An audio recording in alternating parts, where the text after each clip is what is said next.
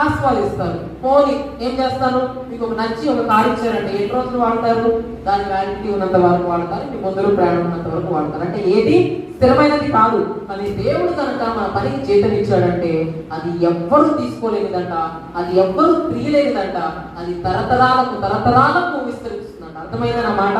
నేను బహుమతి ఇచ్చాను అనుకోండి, అక్కడతో ఆగిపోతుంది అంతే. ఒక సహోదరికి ఇచ్చాను అనుకోండి, అక్కడతో ఆగిపోతుంది. కానీ దేవుడు కనుక బహుమతి ఇచ్చాడు అనుకోండి, తరతరాలు, నా బిడ్డలు, నాలో బిడ్డలు, వాళ్ళ బిడ్డలు, వాళ్ళ బిడ్డలు, వాళ్ళ బిడ్డలు, వాళ్ళ బిడ్డలు, తరతరాలకు అది ఏమవుతుందంట, ఒక చిరాస్తిగా మిగిలిపోతుందంట. మరి రాత్రికాల సమయంలో ఎటువంటి తలాంతులు ఉన్నాయి మీ దగ్గర?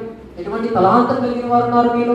ఎటువంటి పనిలా మీరున్నారు? 9 గంటల పనివారులా ఉన్నారా? 2 గంటల పనివారులా ఉన్నారా?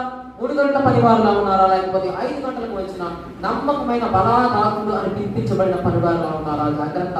రాత్రికాల సమయంలో యజమానుడు జీతం ఇవ్వడానికి సిద్ధంగా ఉన్నారు. ఈ తలాంతం కనుక మీరు దేవుడి కొరకు ఎదతరంగా వాడినట్లయితే